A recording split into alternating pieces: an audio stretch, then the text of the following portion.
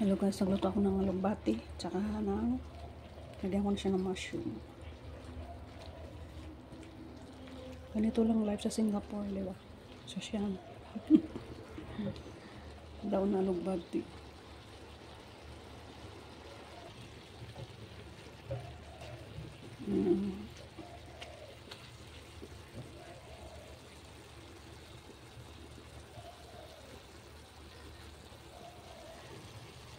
Kinasya ko siya sa sibuyas bawang, tapos mushroom. So, ayan siya. Luto na. Mga una kita.